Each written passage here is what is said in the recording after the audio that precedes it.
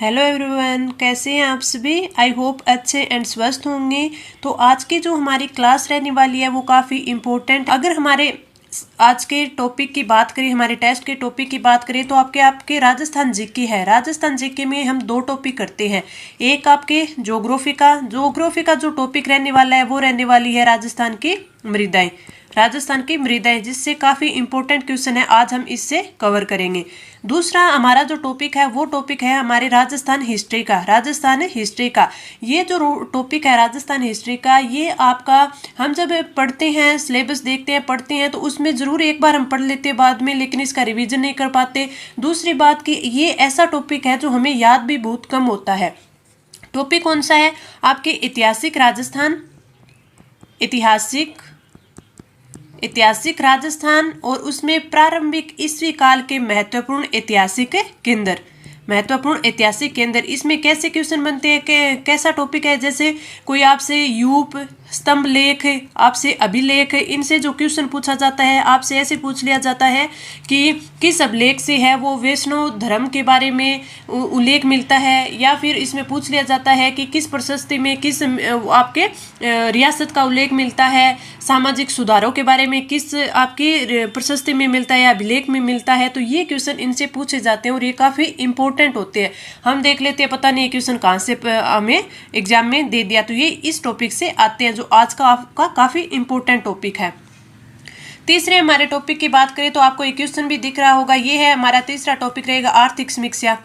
आर्थिक समीक्षा के काफ़ी इंपॉर्टेंट क्वेश्चन हैं, हम आज कवर करेंगे, जिससे हम हैं वो आर्थिक समीक्षा के हर टॉपिक को क्लियर करने की कोशिश करेंगे। इंडियन पॉलिटी का टॉपिक लेके आई हूँ, जो आपके वैसे है तो इंडियन हिस्ट्री का, लेकिन इंडियन पॉलिटी में दिया हुआ है आपके टॉपिक राष्ट्रीय एकीकरण। तो आज इस टॉपिक के भी हम काफ़ी इंपॉर्टेंट क्वेश्चन है वो कवर करेंगे। तो आज की क्लास है आपके लिए काफ़ी इंपॉर्टेंट रहने वाली है, तो आपको शुरू से लेकर लास्ट तक है वो पूरी की क्लास से देखनी है। और साथ में भी आप जब ये क्वेश्चन करें तो आप पहले करके देखें। जैसे मेरे आंसर बताने से पहले ही आप पॉज करके वीडियो को आप देखें कि आपका जो आंसर है वो कौन सा हो रहा है, आपको इसका क्वेश्चन का आंसर आ रहा है या नहीं आ रहा है। तो चलिए अब हम आगे बढ़ेंगे, आज की क्लास है वो स्टार्ट करते हैं। हमारा फर्स्ट क्वेश्चन है कि 2022 में राजस्थान का थोक मूल्य सूचकांक कितना हो गया है? 2022 में राजस्थान का थोक मूल्य सूचकांक यानी WPI है वो कितना हो गया है? हमने कल भी ये पढ़ा था, वैसे आपने पढ़ा हुआ है तो आपको पता है कि जो राजस्थान का थोक मूल्य सूचकांक है, इसमें केवल वस्तुएं शामिल की जाती है, इसमें सेवाओं को शामिल नहीं किया जाता। तो इसमें वस्तुएं कितनी है? 154 वस्तुएं, जिसमें से हमने देखा था कि 75 तो प्राथमिक वस्तुएं हैं, 69 है वो आपकी विनिर्मित है, और आपकी 10 है वो ईंधनीय वस्तुएं हैं। अब हम इनके अगर बात करें कि इनका जो टोटल यानी कुल है वो WPI कितना है? 415.22, 302.49, 576.77 और 385.45। तो आपका राइट आंसर कौन सा हो जाएगा? ऑप्शन फोर्थ, 385.45 है वो 2022 में राजस्थान का थोक मूल्य सूचकांक है। आपसे ये क्वेश्चन भी पूछा जा सकता है कि थोक मूल्य सूचकांक में कितने की वृद्धि हुई है? तो वृद्धि हुई है 6.12% की वृद्धि से ये जो 2022 में थोक मूल्य सूचकांक है वो 385.45 से हो चुका है। वृद्धि पूछ ले 6.12%, अगर आपको सीधा पूछ ले WPI तो 385.45। तो आपका राइट आंसर ऑप्शन है फोर्थ। आगे बढ़े, हमारा अगला क्वेश्चन है, नानसा यूप स्तंभ लेख 225 ईस्वी से क्या पता चलता है? शक्ति गुण गुरु ने राज्य की स्थापना की। शक्ति गुण गुरु नामक व्यक्ति ने यहाँ षष्ठी रात्रि यानी 6 रातों में संपन्न यज्ञ किया। सोम शर्मा ने भीलवाड़ा जिले में इस स्तूप की रचना की। धार्मिक अनुष्ठान की जानकारी प्राप्त होती है। तो जो आपका नानसा यूप स्तंभ लेख है वो 225 ईस्वी का है, और इससे पता चलता है कि जो शक्ति गुण गुरु नामक व्यक्ति थे वहाँ उन्होंने 6 रातों में यज्ञ संपन्न किया था। तो राइट आंसर हो जाएगा ऑप्शन है बी। एक आपने देखा होगा या पढ़ा होगा कि नानसा यूप स्तंभ लेख है, ये कौन सा? ये 225 ईस्वी का है। लेकिन जो दूसरा है वो नानसा यूप स्तंभ लेख वो है, लेकिन वो कब का है, वो है 168 ईस्वी का, 168 ईस्वी का है। और वो कहाँ पे है, वो भीलवाड़ा में है। तो नानसा जो यूप यानी स्तंभ लेख है ये दो है। एक तो 225 ईस्वी जो किसकी जानकारी देता है कि शक्ति गुण गुरु नामक व्यक्ति ने 6 रातों में संपन्न यज्ञ किया था। और जो आपका 168 ईस्वी वाला है वो है जो सोम ने इसकी स्थापना की थी या इसकी रचना की थी, भीलवाड़ा जिले के नानसा गाँव में है, जो कि कब का है, वो है 168 ईस्वी का। तो इस क्वेश्चन का राइट आंसर ऑप्शन बी। आगे बढ़े, हमारा अगला क्वेश्चन होगा, निम्नलिखित में से किसे पुलिस कार्य द्वारा पुर्तगालियों से मुक्त करवाया गया। पुलिस कार्य द्वारा पुर्तगालियों से मुक्त करवाया गया, पांडिचेरी, कारगिल, गोवा और कश्मीर। तो ये सभी हम सभी जानते हैं कि पुर्तगालियों से गोवा को मुक्त करवाया गया था। तो right answer option C, Goa को। आगे बढ़े, हमारा अगला क्वेश्चन है, कथनों पर विचार कीजिए। केंद्रीय शुष्क क्षेत्र अनुसंधान संस्थान काजरी जोधपुर में स्थित है। राजस्थान में मिट्टी परीक्षण की सुविधा नहीं है। राजस्थान में मिट्टी के कटाव की समस्या है। इनमें से कौन सा सही है, ये हमें ऑप्शन में बताना है। तो पहला तो इसका बिल्कुल सही है कि केंद्रीय शुष्क क्षेत्र अनुसंधान संस्थान काजरी है वो जोधपुर में है, बिल्कुल सही है। राजस्थान में मिट्टी प्रशिक्षण की सुविधा नहीं है, क्यों नहीं है, इसने ये गल दे रखा है।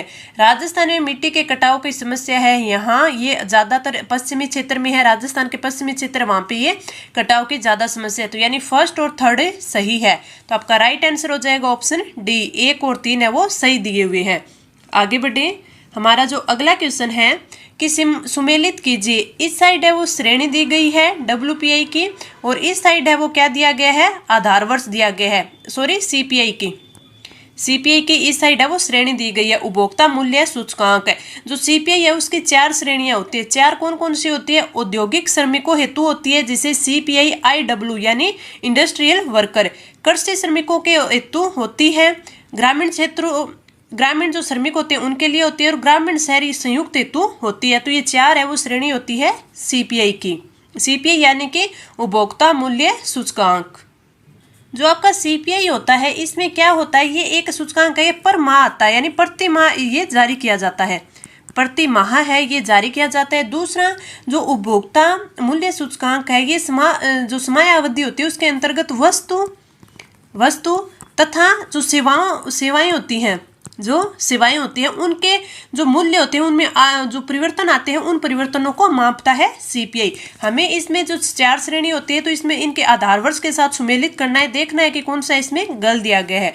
औद्योगिक श्रमिकों हेतु जो आपका CPI है उसका आधार वर्ष 2016 है, बिल्कुल सही दिया गया है। अगर इसका जारीकर्ता का भी आपसे पूछ ले कि इसे जारीकर्ता कौन है, तो ये श्रम ब्यूरो शिमला के द्वारा ये जारी किया जाता है, शिमला के द्वारा जारी किया जाता है। प्रति माह है वो जारी होता है, प्रति माह जारी होता है। ये हो गया। कृषि श्रमिकों हेतु कितनी है, 1986-87, ये भी बिल्कुल सही दिया हुआ है। और इसको भी कौन जारी करता है, श्रम ब्यूरो जो शिमला है वो इसे जारी करता है। ग्रामीण श्रमिकों हेतु देखें 1986-87, तो ये भी बिल्कुल सही है। और ये भी कौन जारी करता है, श्रम ब्यूरो शिमला जारी करता है। आगे की बात करें, ग्रामीण शहरी संयुक्त हेतु जो आधार वर्ष है वो 2014 न होकर के 2012 है। इसका जो आधार वर्ष है वो कितना है, 2012 है। लेकिन इसमें ये याद रखना है कि ये प्रति माह तो जारी होता है, लेकिन जो आपकी जारी करता है वो श्रम ब्यूरो शिमला न होकर के कौन होता है, राष्ट्रीय सांख्यिकी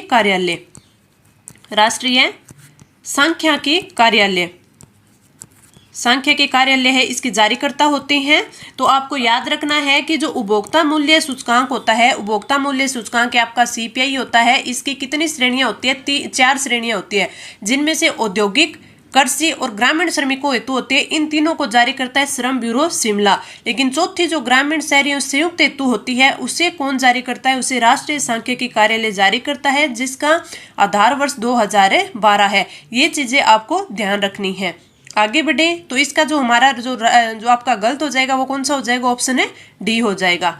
आगे बढ़े, हमारा अगला क्वेश्चन है, एकलिंग जी के मंदिर की रायमल की प्रशस्ति से किस राज्य के राजनीतिक व सांस्कृतिक इतिहास की जानकारी प्राप्त होती है, मारवाड़, आमेर, मेड़ता और मेवाड़।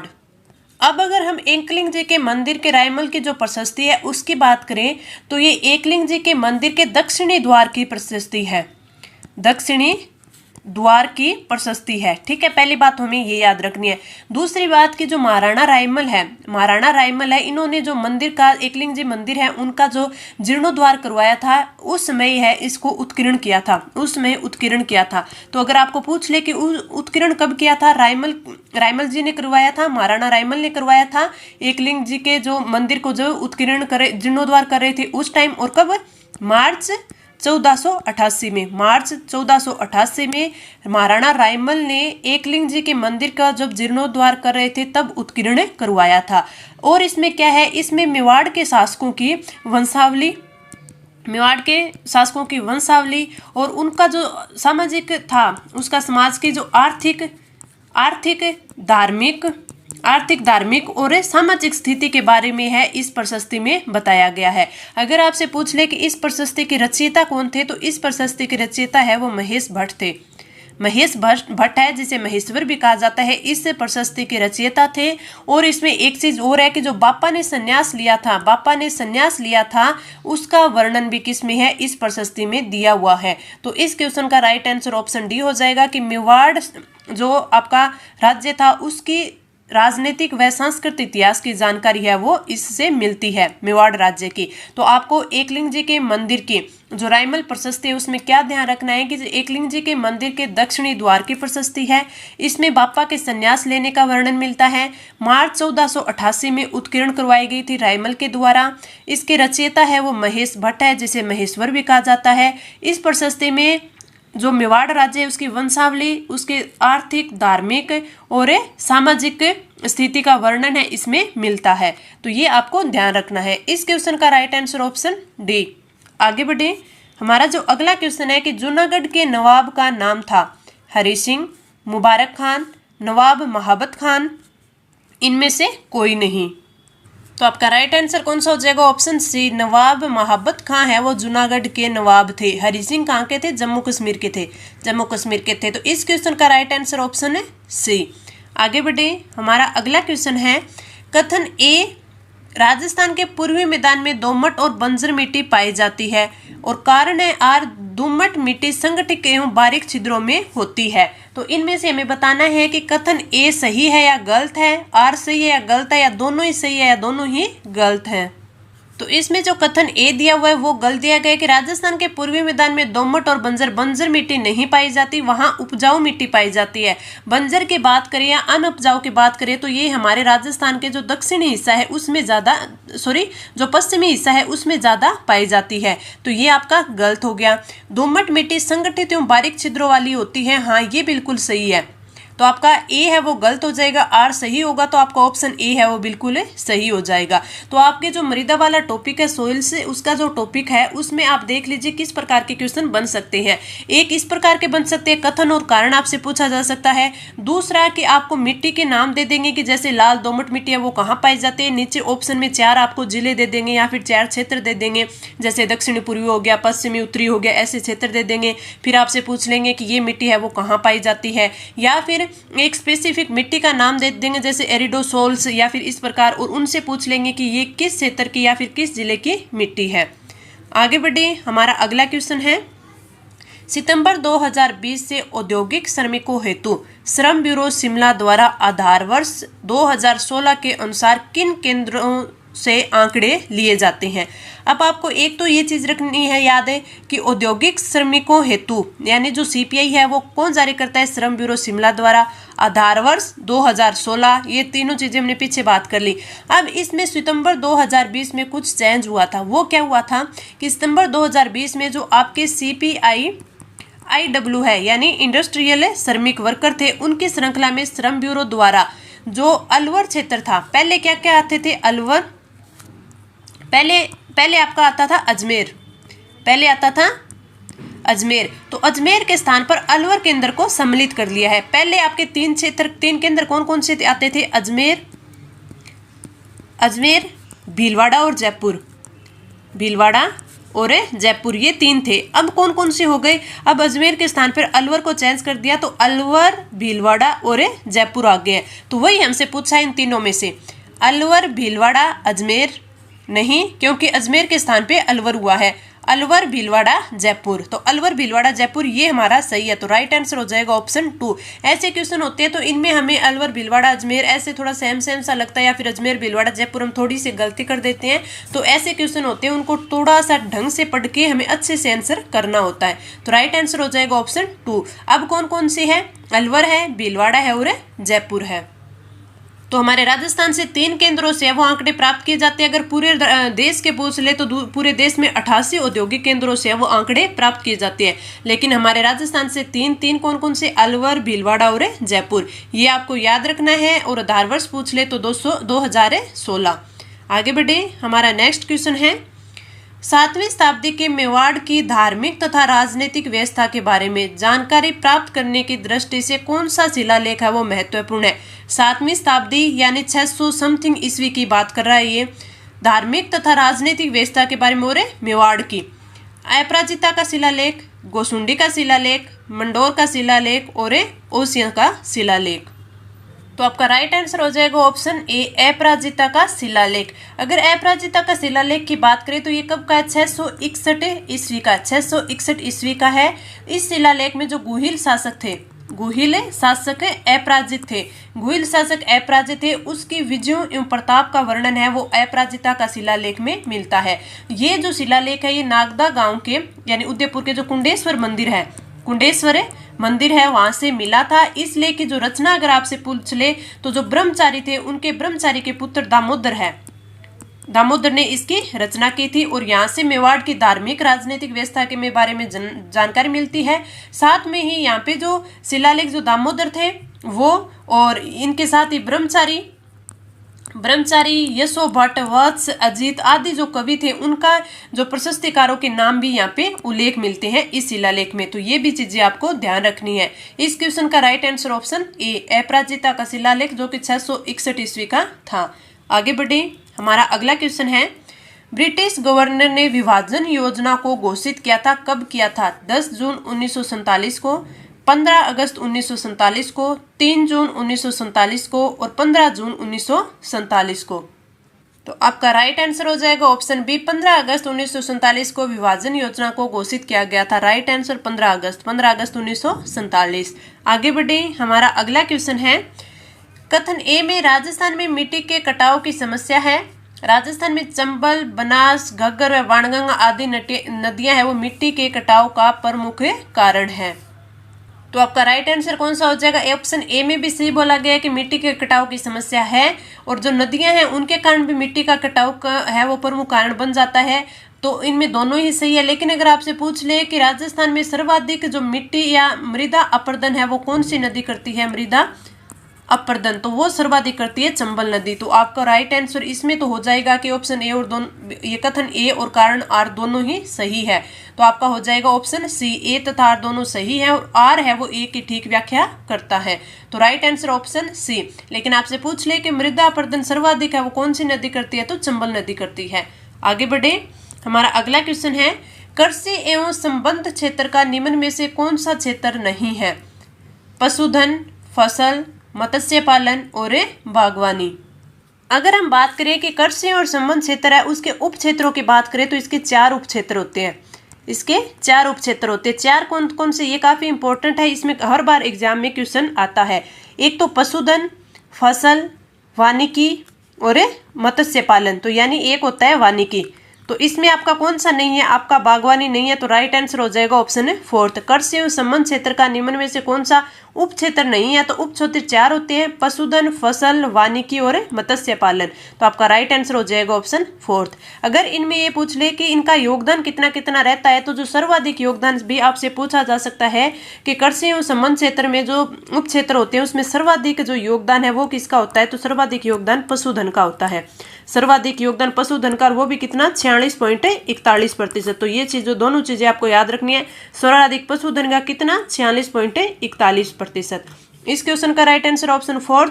आगे बढ़े, हमारा अगला क्वेश्चन है कि किस लेख के माध्यम से धवल नाम के मौर्य शासक की जानकारी प्राप्त होती है? कणसुआ या कंसुआ का शिलालेख, चित्तौड़ का लेख, किराड़ू का लेख या फिर उपयुक्त में से कोई नहीं। तो इसमें जो आपका राइट आंसर हो जाएगा वो हो जाएगा ऑप्शन ए, कणसुआ या कंसुआ का शिलालेख। कर्णस्वा जो कंसुआ का शिलालेख है ये आपके 738 ईस्वी का है, 738 ईस्वी का।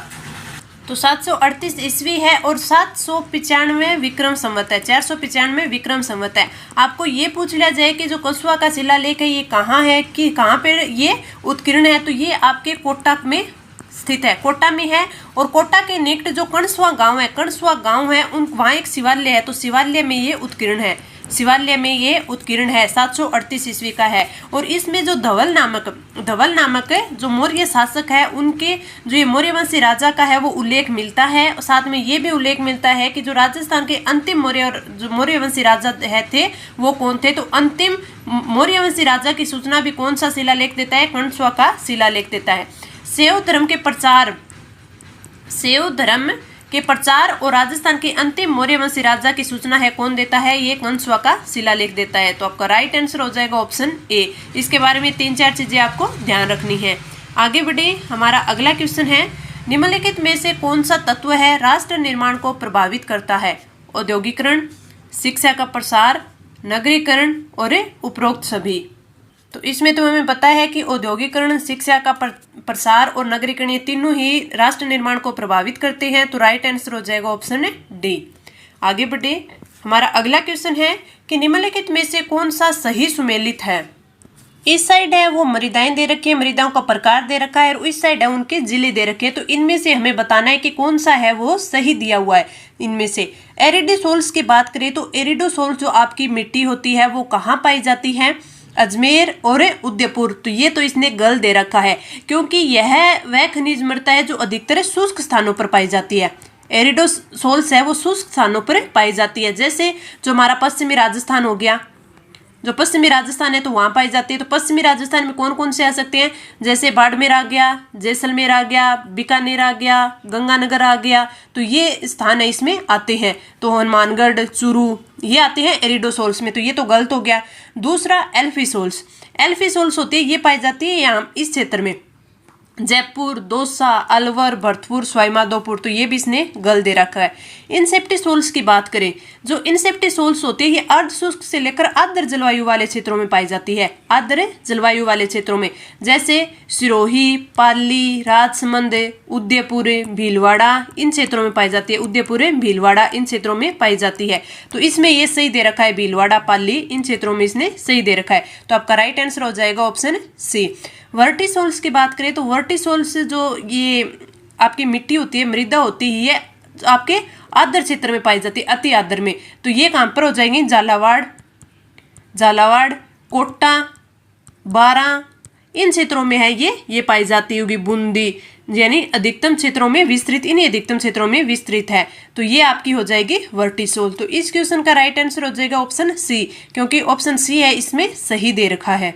आगे बढ़े, हमारा अगला क्वेश्चन है, कृषि एवं संबंध क्षेत्र में योगदान को सुमेलित कीजिए। यानी इस साइड है वो चारों उपक्षेत्र दिए हुए और इस साइड है इनके है योगदान दिए गए हैं। तो हमें इसमें ये बताना है कि कौन सा सही दिया हुआ है। और ये उपक्षेत्र है भी काफी इंपॉर्टेंट है, क्योंकि इनसे काफी बार क्वेश्चन पूछा जाएगा। तो अगर हम इसमें बात करें कि पशुधन की, तो हमने पीछे बात की थी, सर्वाधिक जो योगदान देने वाला क्षेत्र है तो वो पशुधन ही है, सर्वाधिक योगदान वाला। और उसमें मैंने आपको बताया भी था कि 46.41 इसका योगदान है। तो ये तो इसका बिल्कुल सही दिया हुआ है। फसल की बात करें तो फसल का जो योगदान है वो होता है 46%, ओनली 46%। तो ये इसमें गलत दिया हुआ है। वानिकी की बात करें तो वानिकी का योगदान देखें तो वो भी 7.20% है। मत्स्य पालन का 0.39% है। यानी और तीनों तो सही दे रखे हैं, ऑप्शन 2 आपका गलत दे रखा है। तो योग को सुमेलित कीजिए, यानी ये है इसमें सही नहीं दे रखा है। इसमें ये बताना था कि सुमेलित करना है, जो असुमेलित है वो बताना था। तो ये इसमें असुमेलित दिया हुआ है। तो पशुधन 46.41, फसल 46, वानिकी 7.20%, मत्स्य पालन 0.39%। तो आपका राइट आंसर ऑप्शन 2 हो जाएगा। आगे बढ़े, हमारा अगला क्वेश्चन है, वह कौन सा था जिसने मास के दोनों पक्षों की अष्टमी, एकादशी व चतुर्दशी पर पशुवध निषेध घोषित कर दिया था? चौहान शासक पृथ्वीराज, चौहान सामंत आलणदेव, चौहान शासक नरवाहन और उपरोक्त में से कोई नहीं। तो आपका राइट आंसर हो जाएगा चौहान शासक आलणदेव थे। उन्होंने मास के दोनों पक्षों यानी आपके शुक्ल पक्ष शुक्ल पक्ष और एक कृष्णा पक्ष, इन दोनों पक्षों की जो आपकी अष्टमी, एकादशी और चतुर्दशी, अष्टमी, एकादशी और चतुर्दशी पर पशुवध है वो निषेध कर दिया था। वो किसने किया था? चौहान सामंत आलन देव ने किया था। तो राइट आंसर ऑप्शन है बी। आगे बढ़े, हमारा अगला क्वेश्चन है अंतरिम सरकार का गठन हुआ कब हुआ था? 14 अगस्त 1946, 15 अगस्त 1946 को, 14 अगस्त 1945 को, या फिर इनमें से कोई नहीं। तो इसका राइट आंसर ऑप्शन ए 14 अगस्त 1946 को अंतरिम सरकार का गठन हुआ था। Right answer option A. आगे बढ़े, हमारा अगला क्वेश्चन है सूची फर्स्ट और सूची सेकंड को मिलान करना है। इस साइड मिट्टी के प्रकार और इस साइड जलवायु प्रदेश दिए हुए हैं। अभी मैं आपको बता रही थी ना कि एरिडोसोल्स है, एरिडो है वो अधिकतम जो शुष्क क्षेत्र जलवायु है वहां पाई जाती है। तो इस प्रकार है वो इंसेप्टिसोल, एल्फिसोल्स, वर्टिसोल, इसमें एक दो के तो मैंने आपको पिछले में बता दिए थे। अब इसमें इनका मिलान करना है। तो इसमें पहले दी हुई है एरिडोसोल्स। एरिडोसोल्स होती है यह खनिज मृदा है, लेकिन अधिकतम शुष्क और अर्धशुष्क स्थानों पर पाई जाती है, यानी ए में एक हो जाएगा। स्थान कौन कौन से हो गए? जैसे हमारा पश्चिमी राजस्थान, बाड़मेर हो गया, जैसलमेर हो गया, बीकानेर हो गया, आपका गंगानगर हो गया, हनुमानगढ़ हो गया, चूरू, सीकर, झुंझुनू, ये क्षेत्र हो गए, यानी शुष्क एवं अर्धशुष्क क्षेत्रों में एरिडोसोल्स पाई जाती है। एरिडोसोल्स। इनसेप्टिसोल्स की बात करें तो इनसेप्टिसोल्स है ये आपके अर्धशुष्क से आर्द्र स्थानों पर पाई जाती है, यानी इसमें भी क्या हो जाएगा? बी में 2 हो जाएगा। ये जो पहाड़ी एरिया होती है ना, पथरीली मिट्टी बोल दे आपको, पथरीली मिट्टी बोल दे, तो उसमें है ये आपकी इंसेप्टिसोल्स पाई जाती है। ये आपकी शुष्क जलवायु में कभी नहीं पाई जाती, क्योंकि शुष्क जलवायु में पथरीली मिट्टी कभी नहीं होती। तो ये शुष्क जलवायु में कभी नहीं, हाँ अर्ध शुष्क से आर्द्र जलवायु तक ये मिट्टी पाई जा सकती है। जैसे आपके सिरोही, पाली और इसके अलावा आपके राजसमंद, उदयपुर, भीलवाड़ा और चित्तौड़गढ़ में। और इसके अलावा ये जो आपकी ये दोमट मिट्टी होती है इसके साथ भी है, इसके अंदर भी जैसे अलवर, दौसा, जयपुर, इनमें भी कुछ मात्रा में पाई जा सकती है, लेकिन ये जो आपके शुष्क क्षेत्र में कभी नहीं पाई जाती। अल्फिसोल्स की बात करें कि जो आपके अल्फिसोल्स है ये आपके उपाद्र एवं आर्द्र जलवायु में पाई जाती है, यानी सी में 3rd। उपाद्र जलवायु कौन सी हो जाएगी? जैसे भीलवाड़ा, राजसमंद, आपका उदयपुर, डूंगरपुर, बांसवाड़ा, ये क्षेत्र है, चित्तौड़गढ़, ये बूंदी, ये क्षेत्र है, इनमें पाई जाती है आपकी एल्फिसोल्स। वर्टिसोल्स की बात करें तो वर्टिसोल्स है ये आपकी कहाँ पर पाई जाती है? ये पाई जाती है आपकी आर्द्र एवं अति आर्द्र, यानी जो आपका ये हिस्सा है दक्षिणी और पूर्वी हिस्सा, झालावाड़ और कोटा, बारा, इन क्षेत्रों में है, भरतपुर, डूंगरपुर, इन क्षेत्रों में वर्टिसोल से पाई जाती है। तो आपका ये हो जाएगा। तो इनमें आपके ए में 1 हो जाएगा, बी में 2 हो जाएगा, सी में 3 और डी में आपका 4, यानी इनमें सामने दिया हुआ है वो सुमेलित है।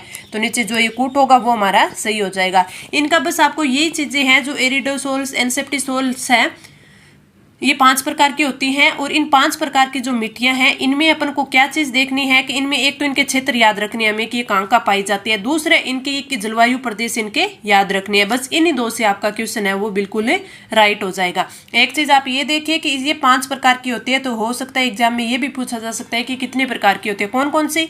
एरिडोसोल्स, इंसेप्टिसोल्स, एल्फिसोल्स, वर्टिसोल्स और एक एंटीसोल्स। आगे बढ़े, हमारा अगला क्वेश्चन है कि सूची फर्स्ट को सूची सेकंड से मिलान करना है। सूची फर्स्ट में है वो उप क्षेत्र दिए हुए हैं और सूची सेकंड में है इनकी वृद्धि दर दी हुई है, तो हमें ये बताना है। अब हम देखें पशुधन की जो वृद्धि दर है वो कितनी है? वो है 3.91%। पशुधन की वृद्धि दर है 3.91%। अगर इसका योगदान देखें तो मैंने याद किया था 46.41%, इसे भूलना नहीं है। फसल की बात करें तो फसल की जो वृद्धि दर है वो आपकी फसल की वो है 6.39%। और अगर फसल का योगदान देखें तो हमने पीछे याद किया था 46%। वानिकी की बात करें तो वानिकी में हमारा जो इसका प्रतिशत है वो कितना है? 5.18% वृद्धि दर है। लेकिन अगर इसका योगदान देखें तो 7.20% है। मैं साथ साथ ही दोनों याद करवा रही हूँ आपके। तीसरे अगर मत्स्य पालन का बात करें कि मत्स्य पालन तो मत्स्य पालन की अगर वृद्धि दर बात करें तो 17.65%, ये तो इसकी वृद्धि दर है। अगर इसकी पूछ ले कि इसका योगदान कितना है तो 0.39% इसका योगदान है। तो इसमें देखिए पशुधन की कितनी है? 0.91%। फसल की देखें तो फसल की आएगी, इसमें क्या आ जाएगी, फसल की आ जाएगी 6.39%। वानिकी की देखेंगे तो वानिकी की आ जाएगी 5.8%। और ये किसकी है, मत्स्य पालन की है। तो ये दोनों चीजें आपको, एक तो इनकी वृद्धि दर याद होनी चाहिए, दूसरा आपको क्या याद होनी चाहिए, दूसरा आपको इनका योगदान याद होना चाहिए। और इनमें ये याद होना चाहिए कि योगदान सर्वाधिक किसका है, पशुधन का है। योगदान पशुधन का है कितना, 46.41%। वृद्धि दर पूछ ले तो वृद्धि दर सर्वाधिक किसकी है, मत्स्य पालन की है। मत्स्य पालन की कितनी है, 17.65%। तो ये भी आपको याद होना चाहिए। आगे बढ़े, हमारा अगला क्वेश्चन है, वह कौन सी प्रशस्ति है जिसमें प्राचीन राजधानी समाज में स्त्रियों के देवालयों में प्रवेश को निषिद्ध बतलाया, वह उसमें की सामाजिक व्यवस्था व धार्मिक स्तर पर स्त्रियों के साथ भेदभाव भी बताया गया है। सारणेश्वर प्रशस्ति, चित्तौड़ का लेख, कीर्ति स्तंभ प्रशस्ति और जगन्नाथ राय प्रशस्ति। तो आपका राइट आंसर हो जाएगा ऑप्शन बी, चित्तौड़ का लेख है उसमें इस चीज का जो उल्लेख है वो मिलता है कि राजस्थानी समाज में स्त्रियों के देवालयों में प्रतिबंध था, प्रवेश में सामाजिक व्यवस्था व धार्मिक स्तर पर स्त्रियों के साथ भेदभाव, ये चित्तौड़ के लेख में दिया गया है। एक आपसे क्वेश्चन पूछा जा सकता है कि आहड़ से मिलने वाली कौन सी ऐसी जो आपकी प्रशस्ति है जो अभी तक पूर्ण सुरक्षित है, पूर्ण सुरक्षित है, एकमात्र सुरक्षित है, एकमात्र प्रशस्ति है, एकमात्र यही प्रशस्ति ऐसी है जो पूर्णतः सुरक्षित है। वो कौन सी है, वो है सारणेश्वर प्रशस्ति, जो कि 953 ईस्वी की है, 953 ईस्वी की है। इसको क्या बोलते हैं, इसको अल्लट का शिलालेख भी बोलते हैं, अल्लट का शिलालेख, शिलालेख। और इसे सारणेश्वर प्रशस्ति बोल देते हैं या फिर सांडनाथ प्रशस्ति भी बोल देते हैं। तो ये इंपॉर्टेंट है, आपके लिए याद रखना है। सारणेश्वर या सांडनाथ प्रशस्ति है वो 953 ईस्वी की है। इसे अल्लट का शिलालेख भी बोला जाता है। आहड़ में मिलने वाली सभी परिस्थितियों में एकमात्र यही प्रशस्ति ऐसी है जो कि पूर्णतः सुरक्षित है। तो ये चीजें भी आपको ध्यान रखनी है। अगर आपसे पूछ लें कि ये कहाँ लगी गई है, तो ये उदयपुर के शमशान के सारणेश्वर शिवालय है, वहां पे लगी हुई है। आगे बढ़े, हमारा अगला क्वेश्चन है, भारत के विभाजन से उत्पन्न समस्याएं हैं, भौगोलिक दूरी की समस्या, गैर मुस्लिम अल्पसंख्यकों की समस्या, शरणार्थियों की समस्या और उपरोक्त सभी। तो इनमें ये तीनों की तीनों सही है कि भारत के विभाजन से ये समस्या है वो उत्पन्न हुई थी, भौगोलिक दूरी की समस्या हो गई थी, गैर मुस्लिम अल्पसंख्यकों की समस्या, शरणार्थियों की समस्या। तो राइट आंसर ऑप्शन डी, उपरोक्त सभी। आगे बढ़े, हमारा अगला क्वेश्चन है, ए में खारी मिट्टी कृषि कार्यों के लिए उपयुक्त नहीं होती, खारी मिट्टी में लवण की मात्रा अधिक होती है। तो इसमें आपके फर्स्ट सही है कि जो खारी मिट्टी होती है वो कृषि कार्य के लिए उपयुक्त नहीं होती है, क्योंकि खारी मिट्टी होने के कारण है, जैसे अगर मिट्टी में नमक डाल दिया जाता है तो वो मिट्टी है वो बंजर बन जाती है, यानी लवण की मात्रा अधिक होने से जो मिट्टी होती है वो बंजर हो जाती है। ठीक है, तो खारी मिट्टी में लवण की मात्रा अधिक होती है, इसीलिए वो उपयुक्त नहीं होती कृषि कार्यों के लिए। तो ए सही है, और सही होने के साथ साथ जो आर है वो ए की व्याख्या भी सही से कर रहा है। तो आपका राइट आंसर हो जाएगा ऑप्शन सी, ए तथा आर दोनों सही हैं और आर ए की ठीक व्याख्या करता है। Right answer option C. आगे बढ़े, हमारा अगला क्वेश्चन है, नीचे दिए गए कथनों में से सत्य कथन को पहचानिए। कृषि एवं संबंध क्षेत्र में सर्वाधिक योगदान वाला क्षेत्र मत्स्य पालन है, सर्वाधिक वृद्धि दर वाला क्षेत्र पशुधन है। इसमें कथन ए गलत है, कथन दो सही है, कथन दो गलत है, ए सही है, या दोनों सही है दोनों गलत है, ये हमें बताना है। तो पहले बात करें कि जो कृषि एवं संबंध क्षेत्र में सर्वाधिक योगदान वाला क्षेत्र है वो मत्स्य पालन नहीं है। मत्स्य पालन की तो वृद्धि दर है वो सर्वाधिक है, वृद्धि दर है वो सर्वाधिक है, वो कितनी है 17.65% है। तो पहला गलत हो गया। अब देखिए सर्वाधिक योगदान किसका है, तो सर्वाधिक योगदान है वो पशुधन का है। पशुधन का कितना है 46.41% है। दूसरा, सर्वाधिक वृद्धि दर वाला क्षेत्र पशुधन है नहीं, ये कौन सा है, ये है मत्स्य पालन। मत्स्य पालन जिसकी वृद्धि दर कितनी है 17.65 है। तो ये दोनों ही उल्टे दे दिए, यानी दोनों ही गलत हैं। तो आपका राइट आंसर हो जाएगा ऑप्शन है फोर्थ, दोनों गलत हैं। आगे बढ़े, हमारा अगला क्वेश्चन है, किस शिलालेख से यह जानकारी प्राप्त होती है कि प्राचीन राजस्थानी समाज में सती प्रथा का प्रचलन था? बिठू गांव का लेख, चिरवा का शिलालेख, देलवाड़ा का लेख और श्रृंगी ऋषि का लेख। तो इसका राइट आंसर हो जाएगा ऑप्शन बी, चिरवा का शिलालेख। चिरवा का शिलालेख, अगर हम चिरवा के शिलालेख की बात करें तो ये 1273 ईस्वी का शिलालेख है। 1273 ईस्वी का शिलालेख है, जो कि चिरवा गांव उदयपुर में, चिरवा गांव में उदयपुर में एक मंदिर है। मंदिर के बाहरी द्वार पर संस्कृत भाषा और नागरी लिपि में उत्कीर्ण है।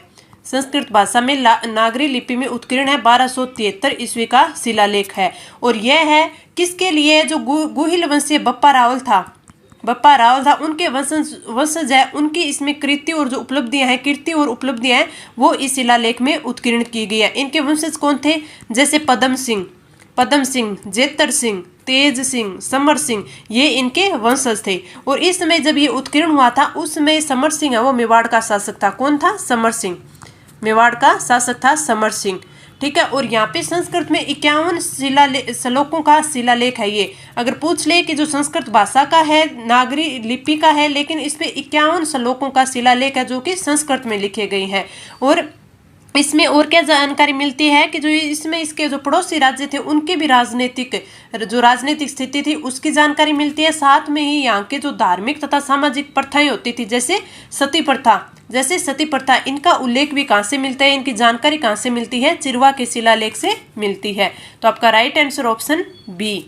आगे बढ़े, हमारा अगला क्वेश्चन है, भारत के राष्ट्र निर्माण में निम्नलिखित में से बाधा है? अनपढ़ता, बेरोजगारी, जातिवाद और उपरोक्त सभी। तो ये तो सारे ही दिख रहे हैं, अनपढ़ता भी है, बेरोजगारी भी है, जातिवाद तो ये सारे ही है। तो राइट आंसर ऑप्शन है डी। आगे बढ़े, हमारा अगला क्वेश्चन है, राजस्थान के किस प्रदेश में एंटीसोल समूह की मृदा मिलती है? पूर्वी, पश्चिमी, दक्षिण पूर्वी और दक्षिणी क्षेत्र में। तो आपका राइट आंसर हो जाएगा ऑप्शन बी, पश्चिमी क्षेत्र। राज्य के जो पश्चिमी राजस्थान है उसके लगभग सभी जिलों में इस समूह की मृदा है वो पाई जाएगी। सभी जिलों में इस जो एंटीसोल्स है ऐसे, और ये एक ऐसा जो मृदा वर्ग एंटीसोल ऐसा मृदा वर्ग है वो लगभग सभी जलवायु में पाई जा सकती है। लेकिन राजस्थान के अगर पश्चिमी राजस्थान में देखें तो पश्चिमी राजस्थान के सभी जिलों में ये जो मृदा वर्ग है वो पाया जाता है। तो राइट आंसर ऑप्शन बी। आगे बढ़े, हमारा अगला क्वेश्चन है, स्थिर मूल्य 2011-12 और प्रचलित मूल्य 2022-23 पर जीएसवीए में 11 वर्षों की अवधि में सर्वाधिक औसत वृद्धि दर वाला क्षेत्र कौन सा है? ये जो 11 वर्षों का जो अंतर देख ले या अवधि का जो इन्होंने दिया है वृद्धि दर वाला, या इन्होंने जो इसके बारे में 11 वर्षों का भी इन्होंने दिया है, तो ये अब की बार इसी आर्थिक समीक्षा में आया है, तो इसलिए ये इम्पोर्टेंट बन जाता है। तो जो अब की बार जो आर्थिक समीक्षा है आपकी 2022-23 वाली में, इसमें इसका डाटा आया है, यानी पिछले 11 वर्षों में जो वृद्धि दर हुई है, औसत वृद्धि दर हुई है, उसका डाटा आया है। ठीक है। तो इसमें हमें सारों की तो याद नहीं रखनी, क्योंकि सारों की फिर हम इसकी सीधी जो उप क्षेत्रों की वृद्धि दर थी जो हमने पीछे भी याद की थी कि मत्स्य पालन की सर्वाधिक है 17.65 है, पशुधन की 3.91 है, तो वो याद करेंगे कि फिर ये औसत वृद्धि दर वाली याद करेंगे, तो दोनों तो हमें याद नहीं रखनी। लेकिन हमें जो इसकी वृद्धि दर है वो तो याद रखनी है, साथ में जो ये 11 वर्षों की औसत वृद्धि दर वाला जो सर्वाधिक औसत वृद्धि दर वाला जो उप क्षेत्र है उसी की हमें याद रखनी है। कौन सा है? पशुधन है। और कितनी है? 10.17% है। 10.17%, यानी पिछले 11 वर्षों में जो सर्वाधिक औसत वृद्धि दर वाला जो उप क्षेत्र है वो कौन सा है? पशुधन है। और वृद्धि दर कितनी है? 10.17 है। ये चीजें हमें दोनों की दोनों याद रखनी है। बाकी हमें फसल वानिकी, मत्स्य पालन, इनकी याद करने की कोई जरूरत नहीं है। ठीक है। क्योंकि फिर हमें पीछे की भी जो हर साल आती है उप क्षेत्रों की वृद्धि दर वो भी तो याद रखनी होती है, तो ये दोनों की दोनों याद नहीं रह सकते। लेकिन इसमें सर्वाधिक किसकी है और कितनी है ये हमें याद रखनी है। तो आपका राइट आंसर हो जाएगा ऑप्शन ए। आगे बढ़े, हमारा अगला क्वेश्चन है कि वह कौन सी प्रशस्ति है जिसमें मेड़ता परिवार को वैष्णव बताया गया है? जाना सागर प्रशस्ति, राज सिंह प्रशस्ति, विराट का लेख और घुसंडी का शिलालेख। तो इसका राइट आंसर हो जाएगा आपका ऑप्शन ए, जाना सागर प्रशस्ति।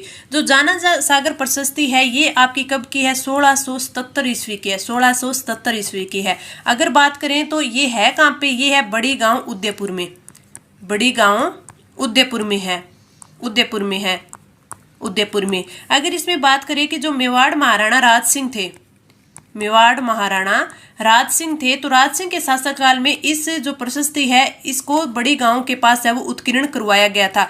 किसके याद में करवाया गया था? तो यहाँ पे राज सिंह है उन्होंने अपनी माता है जनादे की याद में है कि या फिर स्मृति में जनासागर तालाब का निर्माण करवाया था। तो करवाने का उल्लेख है वो भी इसमें है कि राज सिंह है, तो राज सिंह ने जो अपनी माता जनादे है उनकी स्मृति में जनासागर तालाब का निर्माण करवाया था, उसका उल्लेख भी कहाँ पे है? इस जो जनासागर प्रशस्ति है इसमें दिया गया है। और ये जो तालाब के निर्माण का जो पूरा का पूरा यानी उन्होंने नींव जब से डाली थी, नींव से ये जब पूर्ण हुआ निर्माण उस तक की पूरी जानकारी ये जनासागर प्रशस्ति के ऊपर खुदवाई गई है। साथ में इस प्रशस्ति में बताया गया है कि जो मेड़ता परिवार है, मेड़ता परिवार को विष्णु का उपासक बताया गया है, विष्णु का उपासक बताया गया है, उपासक के रूप में यानी वैष्णव परिवार बताया गया है।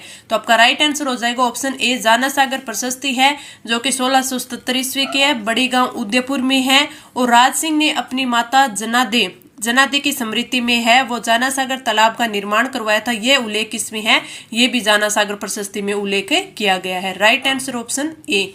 आगे बढ़े, हमारा सीमा आयोग के अध्यक्ष थे जवाहरलाल नेहरू, सरदार पटेल, साइमन और सिरिल रेडक्लिफ। तो आपका राइट आंसर होगा ऑप्शन डू, सिरिल रेडक्लिफ है वो सीमा आयोग के अध्यक्ष थे। और रेडक्लिफ रेखा कौन सी है? हमारे राजस्थान और पाकिस्तान के जो सीमावर्ती क्षेत्र यानी सीमा है वो कौन से? रेडक्लिफ, यानी भारत और पाकिस्तान के बीच की सीमा है वो रेडक्लिफ है। अगर इसकी राजस्थान में इसकी लंबाई की बात करें तो इसकी कितनी है? 1070 किलोमीटर इसकी लंबाई है। आगे बढ़े, हमारा अगला क्वेश्चन है कि राजस्थान के सिरोही और पाली जिलों में कौन सी प्रकार की मृदा मिलती है? एरिडोसोल्स, एल्फीसोल्स, इंसेप्टिसोल्स और वर्टिसोल्स। तो आपका राइट आंसर हो जाएगा ऑप्शन सी, इंसेप्टिसोल्स मृदा है। इंसेप्टिसोल मृदा समूह वो सिरोही और पाली में पाया जाता है। सिरोही, पाली, आपके राजसमंद, भीलवाड़ा इन क्षेत्रों में पाया जाता है। इंसेप्टिसोल है ये पथरीली मिट्टी के कण होते हैं। तो राइट आंसर ऑप्शन सी। आगे बढ़े, हमारा अगला क्वेश्चन है वर्ष 2022-23 में कुल खाद्यान्न उत्पादन कितना हो गया था? 231.52 LMT, 253.99 LMT, 97.98 LMT या 156.01 LMT। तो कुल खाद्यान्न उत्पादन कितना हो गया था? अगर हम 2022-23 की बात करें कि कुल खाद्यान्न उत्पादन है वो है 253.99 LMT। इसमें अब से ये भी पूछा जा सकता है कि जो कुल खाद्यान्न उत्पादन है इसमें कमी हुई है, वृद्धि हुई है? तो इसमें 9.71% की वृद्धि हुई है, यानी पहले था 231.52 जिसमें 9.71 की वृद्धि होकर 9.71% की वृद्धि होकर अब 2022-23 में जो आपका कुल खाद्यान्न उत्पादन है वो बढ़कर हो गया 253.99 LMT। तो ये आपको याद रखना है, वेरी मोस्ट इंपोर्टेंट क्वेश्चन है। तो आपका 253.99 LMT है कुल खाद्यान्न है, आपका राइट आंसर हो जाएगा ऑप्शन है 2। अब आपसे पूछा जा सकता है कुल खाद्यान्न तो 253.99 है, अगर खरीफ खाद्य उत्पादन पूछ ले, खरीफ खाद्यान्न उत्पादन पूछ ले तो वो कितना है आपका? वो है 97.98%, 97.98%, जिसमें भी क्या हुई है? वृद्धि हुई है 14.17% की, 14.17% की। तो ये आपका क्या है? ये है आपका खरीफ खाद्यान्न उत्पादन।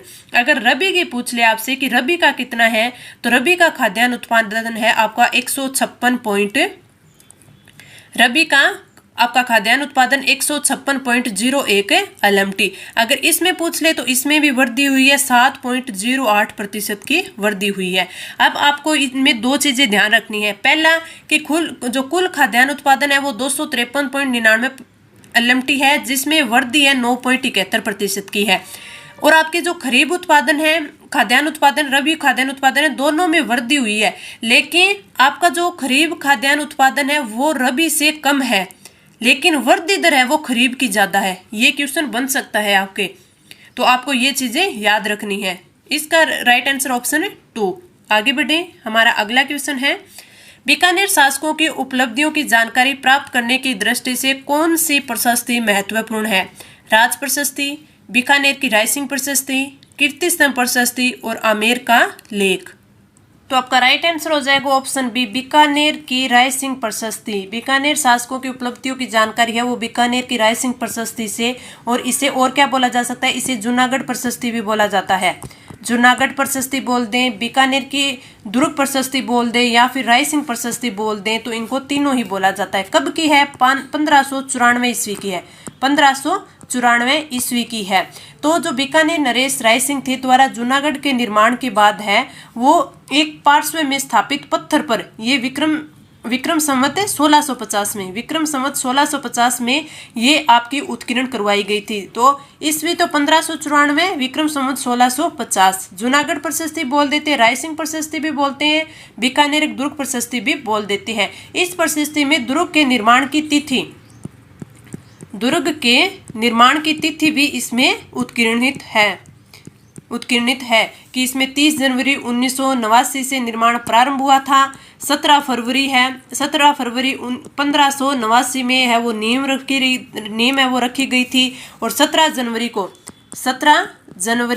और 1594 में ये बनकर तैयार हुआ था, दुर्ग है बनकर तैयार हुआ था। तो अगर आपसे पूछ ले कि बीकानेर का जो जूनागढ़ दुर्ग है उसके निर्माण की जो तिथि है वो किस प्रशस्ति में अंकित है, तो वो आपके बीकानेर की रायसिंह प्रशस्ति में अंकित है। और इसमें यह भी बताया गया है कि जो जूनागढ़ दुर्ग है उसका निर्माण है वो किसकी देखरेख में हुआ था, तो ये मंत्री करमचंद थे, उनकी देखरेख में हुआ था।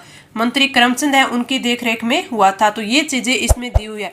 अगर इस प्रशस्ति के आपको रचयिता पूछ ले कौन है, तो रचयिता है एक वो जैन मुनि थे, जैता, तो वो इसके रचयिता है। तो ये सारी चीजें आपको याद रखनी है। इस क्वेश्चन का राइट आंसर ऑप्शन बी। आगे बढ़े, हमारा अगला क्वेश्चन है, रियासतों के मंत्रालय के मंत्री थे लियाकत अली खां, श्री वीपी मेनन, सरदार पटेल और जवाहरलाल नेहरू। तो आपका राइट आंसर हो जाए, रियासतों के मंत्रालय के मंत्री कौन थे? सरदार पटेल थे। तो राइट आंसर ऑप्शन है सी। आगे बढ़े, हमारा अगला क्वेश्चन है, राजस्थान के किस प्रदेश में वर्टिसोल्स मृदा है वो मिलती है? हाड़ौती का पठार, गग्गर का मैदान, लूणी बेसिन और शेखावाटी। तो आपका राइट आंसर हो जाएगा ऑप्शन है ए, हाड़ौती का पठार। जो वर्टिसोल्स मृदा है वो राजस्थान के दक्षिणी पूर्वी क्षेत्र में, यानी इस स्थान पे हाड़ौती के पठार में ये मृदा है वो मिलती है। झालावाड़, बारां, कोटा, बूंदी, इन क्षेत्र में ये मृदा मिलती है, यानी अति आर्द्र क्षेत्र में। तो राइट आंसर ऑप्शन ए।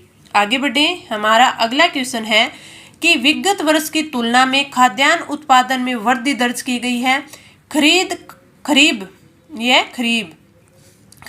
खाद्यान्न उत्पादन की तुलना में रबी खाद्यान्न उत्पादन की मात्रा अधिक है। तो इसमें आपको मैंने अभी तीनों चीजें आपको बताई थी, तो तभी मैंने ये बताया था कि इस प्रकार भी क्वेश्चन पूछा जा सकता है। तो मैंने आगे ऐसा क्वेश्चन ही बना दिया ताकि आपको पूरा अच्छे से समझ आ जाए। क्या समझ आ जाए? कि जो आपके विगत वर्षों की तुलना में खाद्यान्न उत्पादन में वृद्धि हुई है। बिल्कुल सही बात है ना, क्योंकि जो अभी कुल खाद्यान्न उत्पादन कितना हो गया? 253.99 LMT हो गया। कितनी वृद्धि दर के साथ? 9.71% की वृद्धि दर के साथ। तो ये तो बिल्कुल सही होगी कि उत्पादन में वृद्धि दर्ज की गई है। खरीफ खाद्यान्न उत्पादन की तुलना में रबी खाद्यान्न उत्पादन की मात्रा, देखो यहाँ पे वृद्धि नहीं बोला, इसने मात्रा बोला है, तो ये भी बिल्कुल सही है। क्योंकि जो खरीफ है उसका खाद्यान्न की अगर बात कर ले कितनी है, तो इसमें तो इसकी तो 97.98 LMT खरीफ की। तो रबी की बात करें कि रबी का खाद्यान्न उत्पादन कितना है, तो वो है आपके 156.01 LMT। तो ये भी बात इसने सही बोल ली है। इसमें तीसरा कथन और ये भी हो सकता था कि जो खरीद खाद्यान्न उत्पादन की जो वृद्धि दर है वो रबी खाद्यान्न उत्पादन की वृद्धि दर से अधिक है, क्योंकि जो आपकी खरीफ की है वो कितनी है? 14.17% वृद्धि दर है। और आपके रबी की वृद्धि दर पूछ ले तो 7.08% है, 7.08% है। तो आपके दोनों सही हैं। तो राइट आंसर हो जाएगा ऑप्शन थर्ड की दोनों कथन है वो सही हैं। तो इस प्रकार आपके क्वेश्चन है वो बनेंगे। आगे बढ़े, हमारा अगला क्वेश्चन है, निम्नलिखित में से कौन सा लेख है जिससे यह ज्ञात होता है कि विश्वकर्मा के मंत्री मयूराक्ष ने एक विष्णु मंदिर का निर्माण व तांत्रिक शैली का मातृगृह का निर्माण करवाया था?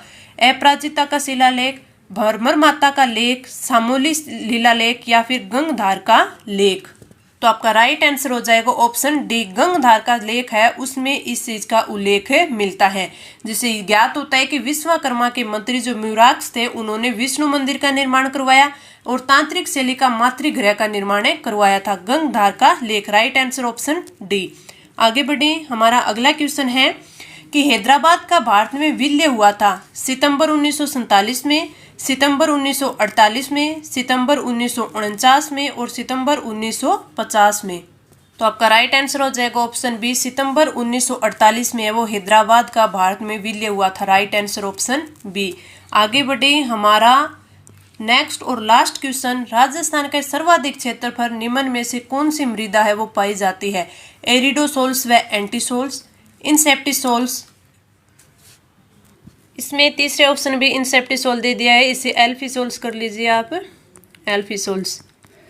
तो अगर इसमें बात करें कि सब सर्वाधिक एरिडोसोल्स व एंटीसोल्स, इंसेप्टिसोल्स, एल्फिसोल्स या वर्टिसोल्स व एल्फिसोल्स, तो आपका राइट आंसर हो जाएगा ऑप्शन ए। एरिडोसोल्स व एंटीसोल्स है वो सर्वाधिक क्षेत्र में पाई जाती है, क्योंकि ये है वो शुष्क व अर्धशुष्क क्षेत्र में, शुष्क व अर्धशुष्क क्षेत्र में है वो पाई जाती है, यानी ये पश्चिमी राजस्थान में पाई जाती है, शुष्क व शुष्क जलवायु प्रदेश में। तो आपका राइट आंसर हो जाएगा ऑप्शन ए।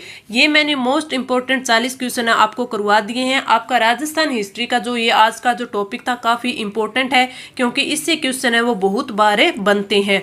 तो मुझे लगा जितने इंपॉर्टेंट क्वेश्चन आपको, मुझे लगा कि हाँ ये शिलालेख है, इनसे ये चीज़ें हैं वो आ सकती हैं, वो इंपॉर्टेंट मैं आपके लिए ले आई। तो आपको क्लास कैसी लगी आप कमेंट करके नीचे ज़रूर बताएं, साथ में ही अपने फ्रेंड्स के साथ इसे ज़रूर शेयर करें। तो मिलते हैं हम अगली क्लास में नए मैटर के साथ, तो तब तक के